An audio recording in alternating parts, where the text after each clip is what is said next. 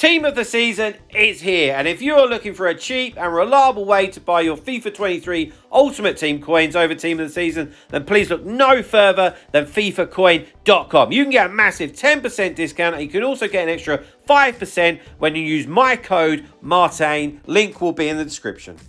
Hi guys, Martin88 here, and welcome back to another FIFA 23 video and another tactics video here on the channel, ready for Team of the Season. Had a look at the 4-3-1-2, had a look at the 4-2-4 all-out attack, comeback tactics. Today, we've got the 5-2-1-2, okay, which is another formation that I use a lot. It's probably like my second formation, okay. And this is important to have different formations and different tactics at your disposal, okay. So let's get straight into it, and I'll tell you how it works and the instructions and tactics that I use for it. So again, like you can see here, I've got the 4-3-1-2, the 4-2-4, and then I've got the 5-2-1-2 to move on to if I need to. So the 5-2-1-2 is a very solid formation defensively, but the key is not to make it a 5 at the back. Although you'll say it is a 5 at the back. Yes, I get that, but don't be a sitting duck, okay? Let's still try and be positive whilst use it. I normally switch to this in game if I'm really struggling with an opponent, or I find that an opponent is particularly good offensively, but maybe they might be quite weak defensively.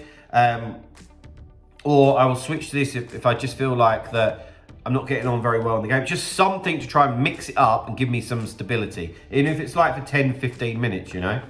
Because it can just, certain formations can just unsettle opponents. That's the truth, okay? So defensive style balance, I say this all the time. I want to be able to put pressure on myself, and particularly with this formation, it's definitely not an attacking formation, so we're not going after them. So balanced is absolutely fine. Defensive width, 40, okay? It's very wide, this formation, especially defensively with the wing backs. We want to just shrink it in a little bit. You could even go a bit more, to be fair.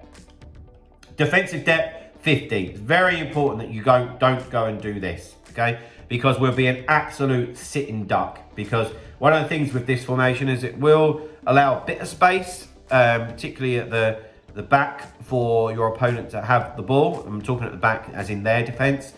So we don't want them to be able to walk all the way up the pitch. So we need to keep a decent depth. Build-up play balanced, I always talk about this with variation, and it's for nearly every single formation that I will use. I want variation, so I go for balanced. You think, you do have width, you've got your two wing-backs, you've got two strikers and a cam, so you can play a bit of tiki-taka, you can go long, you can go short. There's lots of different things that you can do, so there's no need to pigeonhole this, as I always say. Chance creation, direct passing, very similar to a lot of other formations.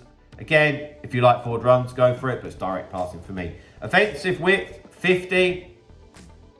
I don't touch this, just leave it how it is. Players into the box, 5. The way that I work that out, more or less, is 2 strikers, cam, 2 centre mids. And then corners and free kicks are both on 2 each. But with the corners and free kicks, just do whatever you see fit. If you play it into the box, then maybe up it to 3. If you never do that, just leave it at 2. So it's just personal preference, it really, really is. Guys, before we get into the player instructions, I did want to remind you that I do offer online coaching as well. So if you're looking to improve your rivals or your foot champs, and you want to get those extra rewards, because it is going to be tough over the Team of the Season, then get in touch with me, okay? The email address is martinfifa88@gmail.com. That email address will also be in the pinned comment and the description. I promise you, you will not be disappointed. So, the player instructions are very, very important. You can see here that the way I've got this lined up isn't the best, because more often than not, it will get changed to in-game, yeah, for me. And if you've got a second formation, or if you're going to use this as a second formation, then you do have to adjust a little bit like that anyway. So, you see here, I've got 3 centre-backs, and they're all stay back while attacking, obviously. But,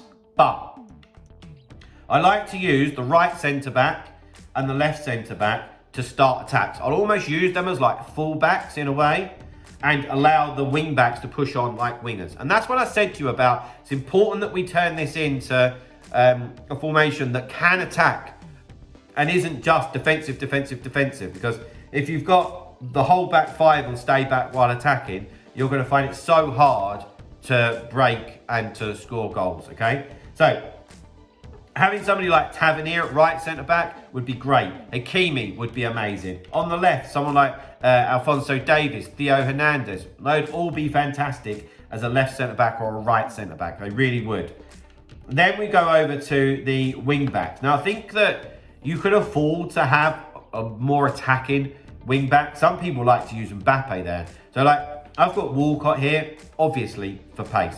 And they're on balanced attack and overlap because they're going to create our width. They really, really are. And the beauty of this is that if they do get caught up the pitch or they lose the ball, where you've got that extra defender, it doesn't really matter. So if Walcott gets caught upfield, Tavernier will push over, Desailly will push over, Godfrey will push over, and Ashley Cole becomes like a left back. So it's just more like a traditional back four. So gives you more scope to push those wing backs forward, you see, and to give you some nice width and variety. And the same for Ashley Cole on the left-hand side. So it goes without saying, those two wing backs, you could do with decent energy and good pace, of course. Right, the two centre mids.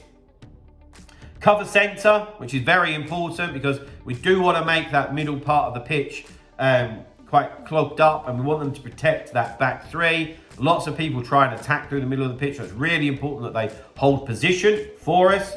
And we've got them on balanced attacks, so they will get involved with the attack as well. We're asking a lot from these players, so we want players that are all-rounders. You know, Bellingham always springs to mind when I think of that type of player. Right, into the cam position, stay forward, okay? Because we've got 7 players that are going to be involved in the defence, the back five and the two centre mids, and want some options further up the pitch. So if we do win it, gosh, we know where the players are and we get it into the cam's feet. Because if you don't have the cam stay forward and the opponent is playing any CDMs, you win it back and you want to try and get up to the strikers, that CDM is just going to mop it up every single time. Then the two up top, we've got the little and large. Whenever I've got two, I like one to come short, one to go long.